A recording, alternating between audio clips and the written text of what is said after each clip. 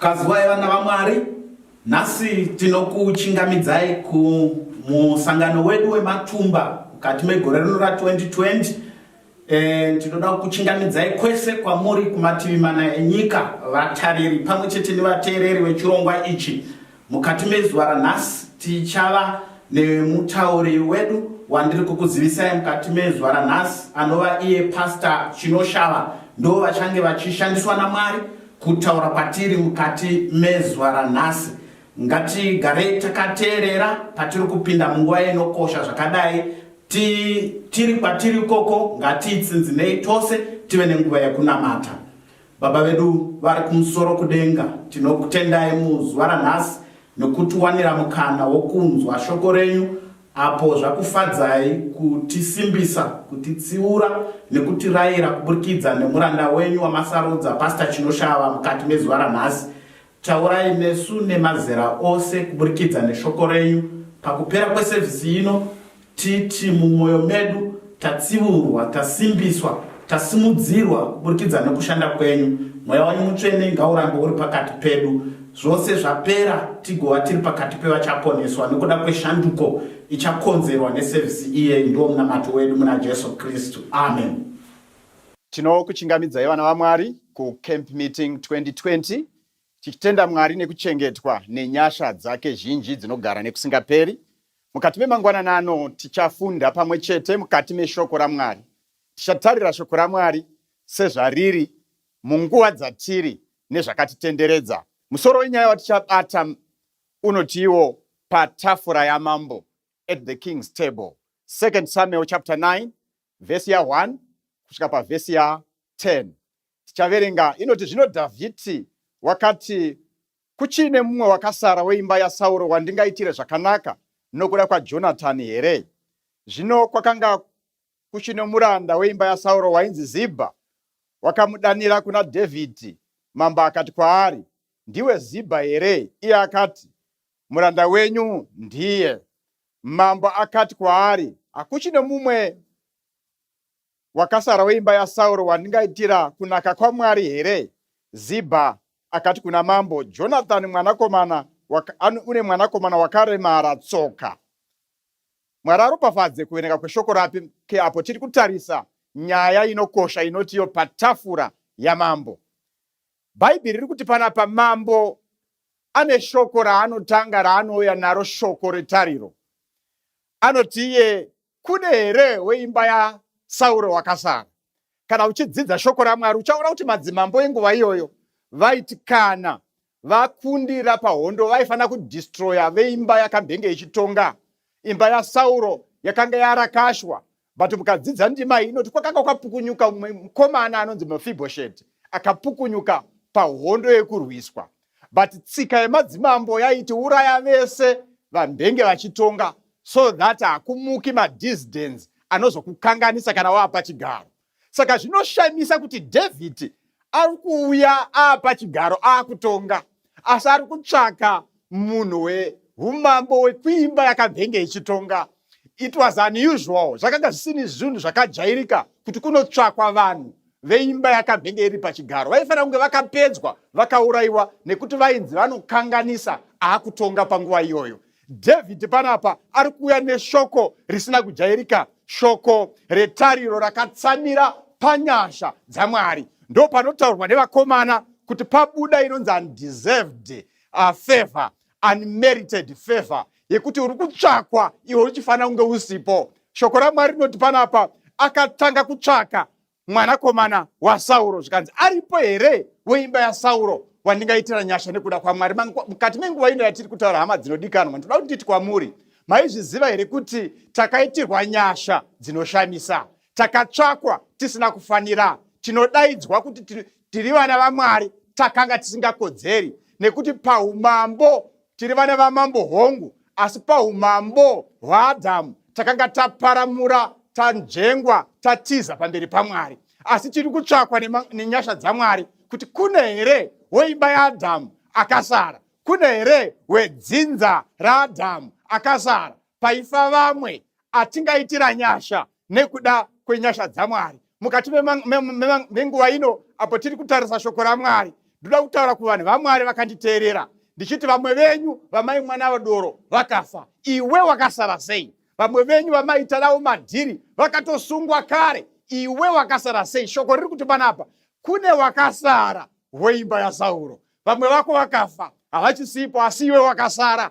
Mwari ngaakudzwe kuti uri mupenyu kusvika panguva ino. Mwari ngaatendwe kuti uri kurarama kusvika panguva ino. Wakasirwa for a purpose, wakasara nekuti Mwari ane chekuita newe. Hama dzinodikanwa, haisi tsaona kuti uri mupenyu kusvika panguva ino yandiri kutaura. Haisi tsaona kuti uri kurarama panguva ino. Hauna kupiwa umwe upenyu kuti udye rimwe sadza. Wakapiwa upenyu kuti ugadzirise ukama hwako naMwari. Mukebi meeting 2020 ndinoda kutaura nemunhu waMwari ndichiti vamwe vekudzinza kwenyu hakuchisina, asi iwe uri kungofamba. Wakasirwa for a purpose. Bhaibheri riri kutaura kwauri richiti uri weimba yaSauro, uri weimba yaAdhamu. Wakasirwa vamwe vachipera nehondo. Uri weimba yaAdhamu, wakafa vamwe wakararama vamwe vachirarama. Chii chakaita kuti usare? Ndo waakutaurwa newe namambo ari kumusoro kudenga.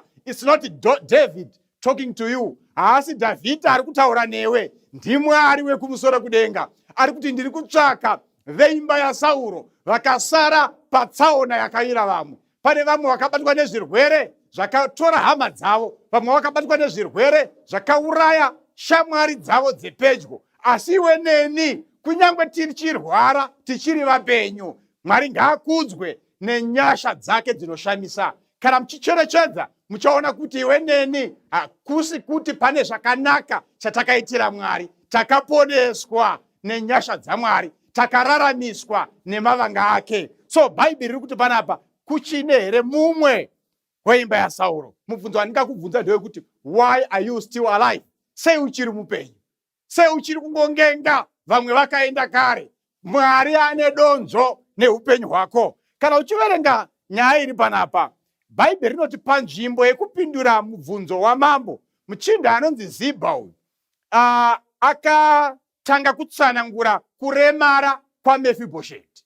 Maizviziva here kuti kune vanhu vanofokasa pamadefects evamwe, vanofokasa pane zvakaipa zvevamwe? Zibha anoshamisa nekuti handizvo zvabvunzwa namambo. Mambo ari kungoti pane here wakasara weimba yaSauro wandingaitira nyasha nekuda kwaJonathani? Haasi kuti akaita sei munhu wacho, but Zibha anoenda further, otenga kupa madetails asina kubvunzwa. Anotanga kutsanangura kuremara kwemunhu. Hama dzinodikanwa, maizviziva here kuti kune vanhu vane information yekukanganisa kwevamwe, vane information yekushata kwevamwe? Anokutsanangurira kushata kwemunhu. Zibha haana kubvunzwa izvozvo, but ane mupfungwa dzake havi yake ndeyekuda kuisa information pachena. Zvikanzi aripo wakasara weimba yaSauro, angadai akaperera ipapo. Akangoti kune weimba yaSauro wakasara, zita rake anonzi Mefibhosheti, ari paLodibar,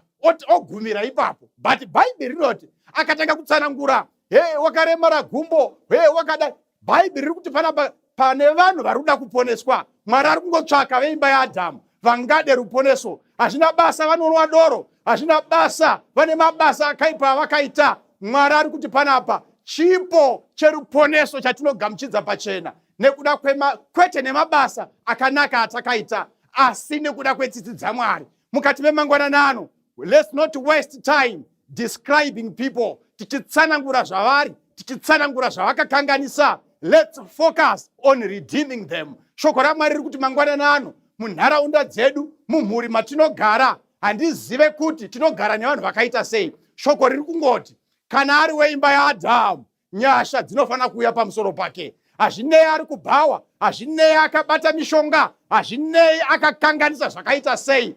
Mwari ari kutsvaka vanhu vaangaponesa mukati memangwanani ano.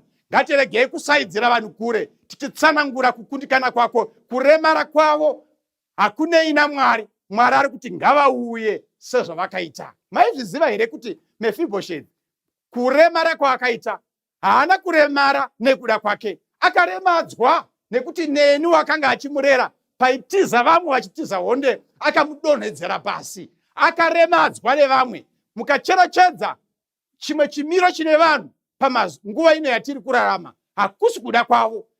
Zviita vanhu vakangozviona vari musituation yekuti akafirwa nemurume, akazongozviona musituation yekuti murombo haana kana sendi, haana chaakaita kuti ave zvaari. Shoko raMwari rinoti panapa, Mwari ari kutsvaka vanhu vakadaro, ari kuti huyai kwandiri imi makaneta makaremerwa, ndichakupai zororo. Saka shoko raMwari rinoti panapa, Zibha anotanga kutsanangura zvikanzi aripo weimba yaSauro akasara asi akaremara. Bhaibheri riri kuti mangwanani vese vakaremadzwa nechitema huyai kwandiri makadaro. Vese vakaremadzwa nezvenyika ino, Mwari ane shoko retariro, ari kuti huyai sezvamakaita, ndichakugamuchidzai chipo chenyasha chandatsanangura pekutanga, chinonzi undeserved unmerited favor, kungogamuchiswa naMwari, kururama kwekungopiwa tisina zvataita. Shoko raMwari robva rati pavhesi 4,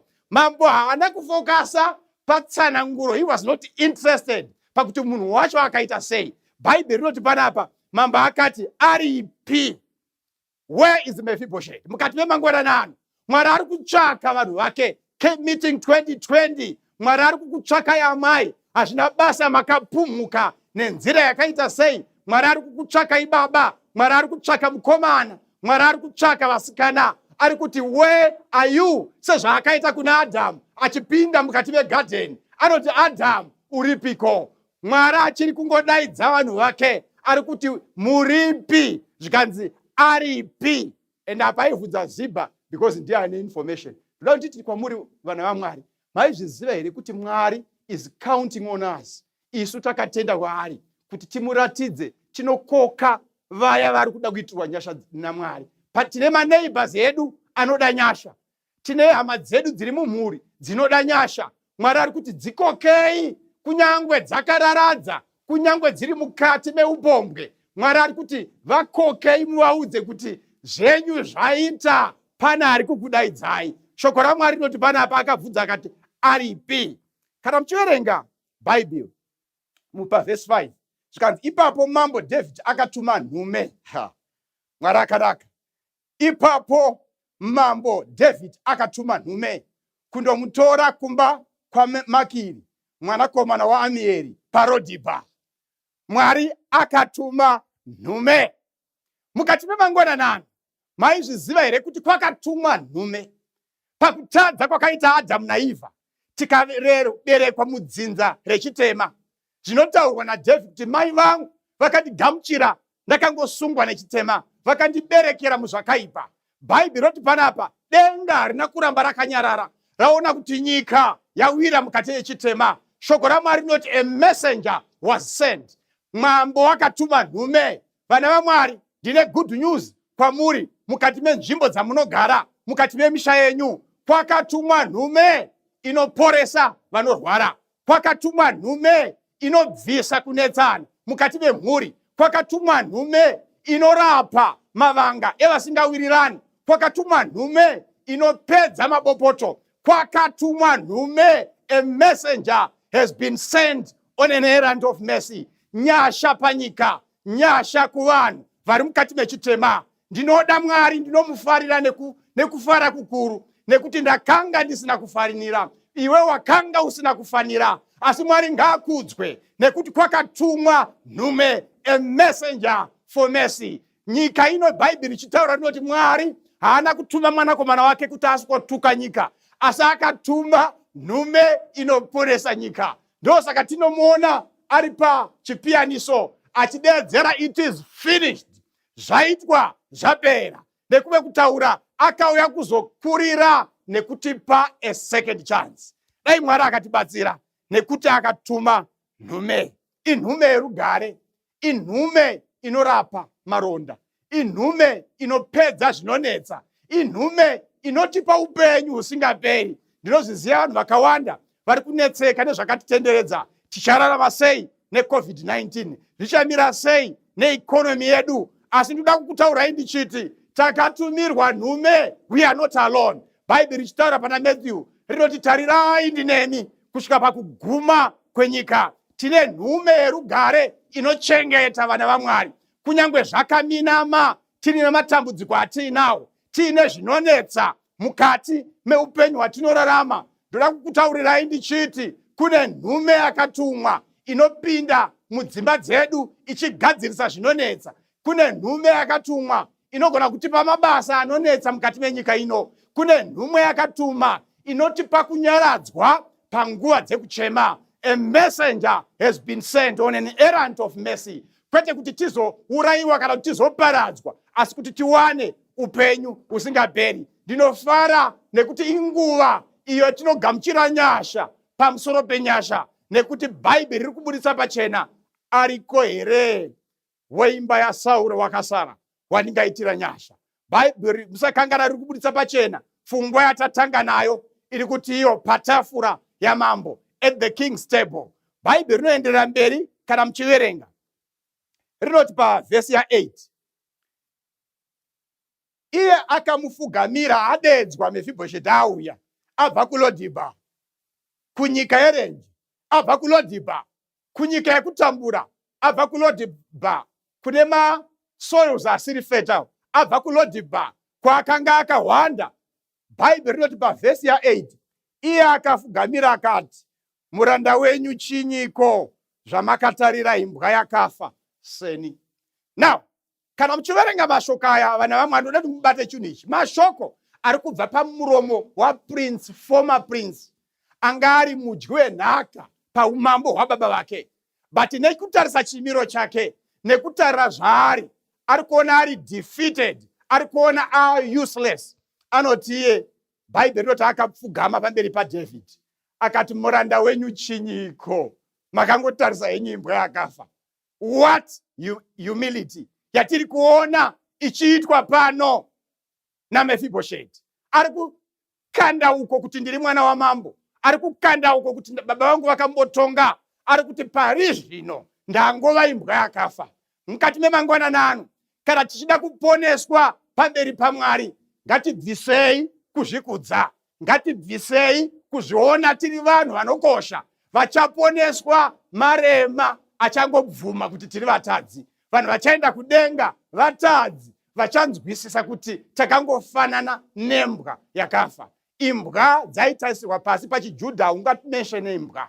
Imbwa dzinototarisirwa kuti ndo vanhu vakaraswa, but uyo ari kutoti ndiri imbwa ndo chekutanga. Chechipiro bhati ndiri imbwa yakafa, handisi mhenyuba. Anga asisina tariro. Mashoko emunhu aita give up. Ndoda kutaura kune vanhu vari mumasituations vaita give up on life, vari kuti hatichisina, hapana chakanaka chichabuda patiri, handicharoorwa, muruvongo hachadzoki zvakaramba. Ndoda kukupa tariro mangwanani ano ndichiti, ehe, pakutarira kwemaziso ako uri imbwa yakafa, but Mwari wekudenga ari kuti ariko here wakasara, werudzi rwako wandingaitire nyasha, nekuda kwaDhavhidhi, nekuda kwaJonathani, ndiani wandingaitire nyasha mukati memangwanani ano. Munoziva, kana ndichitarisa nyaya iyi, ndinoona kuti Dhavhidhi ari kujekesa, ari kutoti iye nyasha dzandiri kuda kuitira munhu uyu hadzidhiservwi nemunhu uyu, ndiri kuzviita nekuda kwaJonathani, baba vacho vandakaita sungano navo. Maizviziva here kuti dai kusina Jesu tingadai tisipo? Dai pasina Jesu hapana chatinogona kuimbira tichiita, hapana kuparidzwa kunoitwa kana pasina Jesu. Mwari ngaakudzwe nekuti akatuma nhume inotidzikinura mukati mechitema, wakatuma nhume inotibatsira mumatambudziko edu. Zvikanzi panapa makangotarisa imbwa yakafa mukati memangwanani ano. Chimiro chako handizivi kuti chakaita sei, situation yako handizivi kuti yakamira sei, but ndauya kuzokutaurira kuti mugore rino 2020 camp meeting muEast Zimbabwe Conference, vakaropafadzwa vachanzwisisa kuti tinogona kuwanawo chekuita patafura yamambo, nekuti takanzwirwa ngoni. Mwari uri kutitarisa, ari kutidana, ari kuziva kuti tiri mumatambudziko, ari kuti ndakakutumirai nhume, ari kuti zvakare kunyangwe muchiratidza kuti muri imbwa dzakafa, asi munoponeswa nenyasha dzaMwari.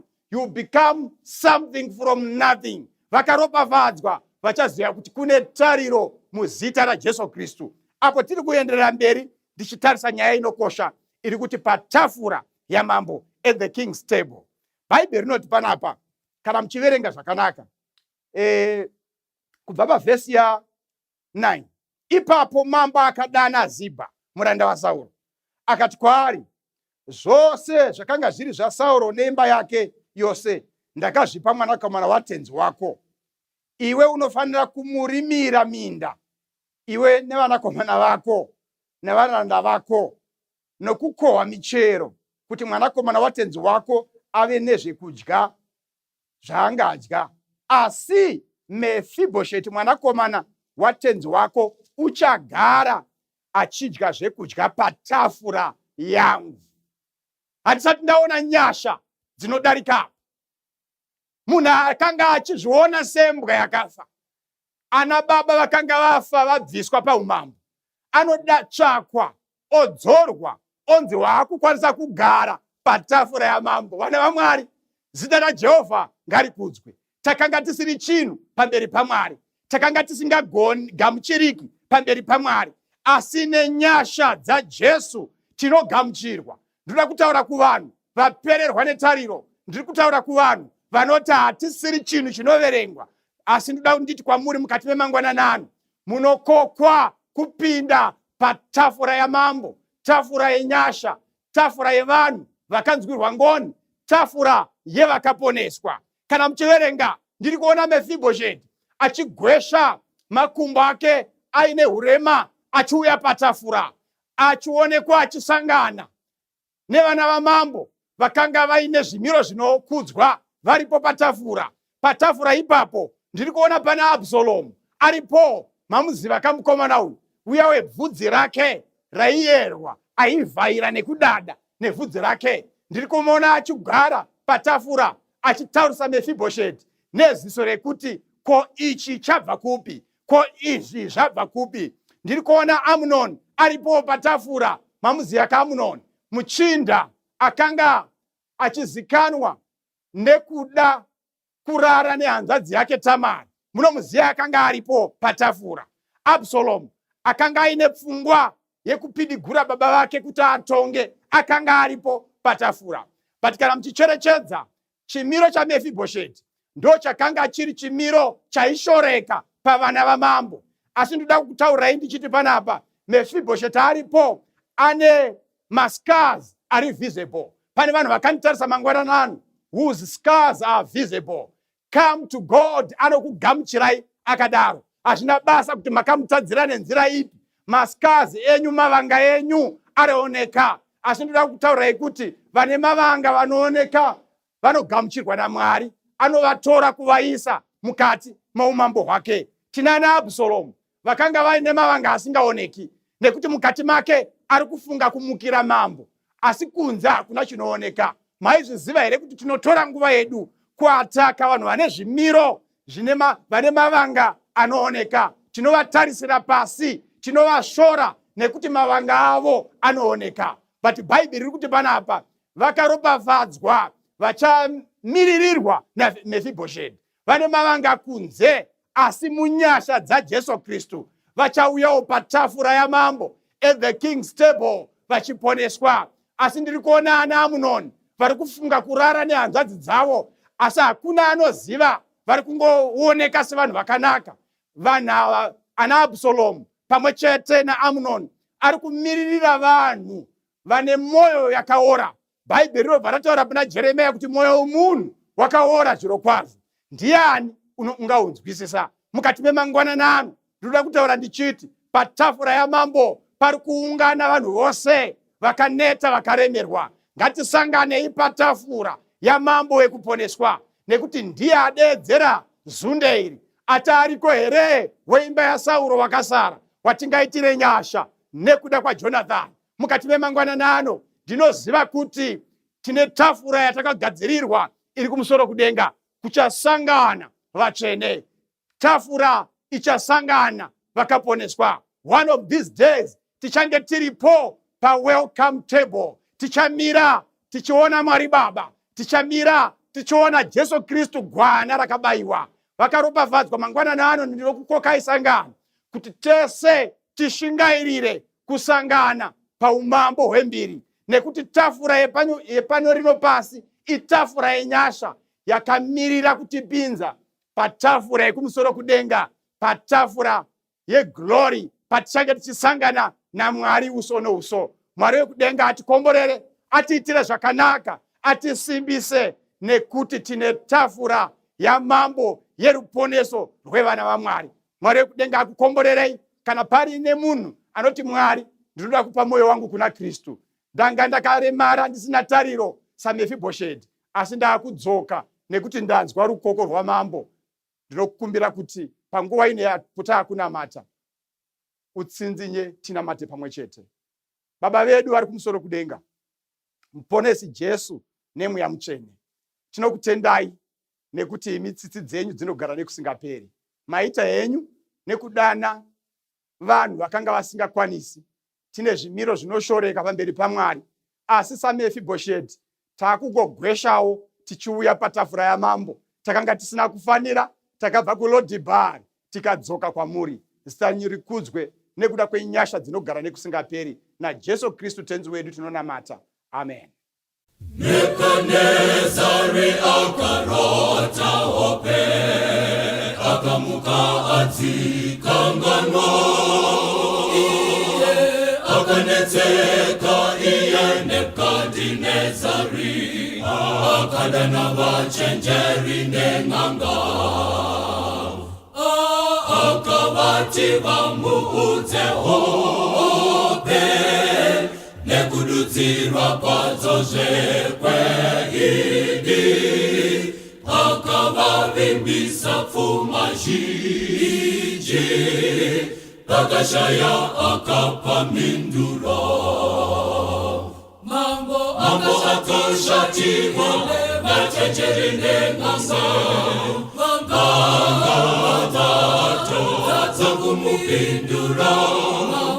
Akati ngavafere kana vakasamudza, dzoende dudziro yacho yese, yoyese.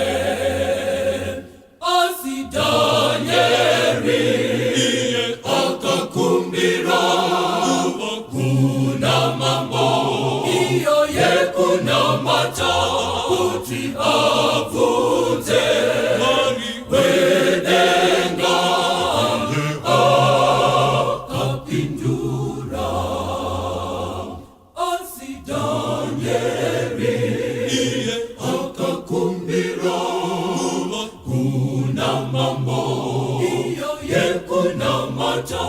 Kuti avunze Mwari wedenga, akapindura. Rumbidzai Mwari wekudenga Jehova, akavapa wapedza dzone dudziro. Danieri akaudza mambo zvaanida, wapedza dzone dudziro. Rumbidzai Mwari wekudenga Jehova, akavapa wapedza dzone dudziro. Danieri akaudza mambo zvaanida, wapedza dzone dudziro. Umambo weBhabhironi uchateverwa navaPezhia, kouya vaGiriki, kouya vaRoma, wetakarasanganiswa neDarius, ndiwo mazuva edu. Umambo weBhabhironi uchateverwa navaPezhia, kouya vaGiriki, kouya vaRoma, wetakarasanganiswa neDarius, ndiwo mazuva edu. Isuwo takatarisira tese umambo wedombo, wedombo unava umambo wa Ishe Jesu, wa Jesu. ngatigaretese takachena wo mumoyo. Isu takagadzira kuya kwashe. Isuwo takatarisira tese umambo wedombo. Wedombo unowa umambo wa Ishe Jesu. Wa Jesu ngatigaretese takachena wo mumoyo. Isu takagadzira kuya kwashe. Isuwo takatarisira tese umambo wedombo. Wedombo unowa umambo wa Ishe Jesu. Wa Jesu ngatigaretese takachena wo mumoyo. Isu takagadzira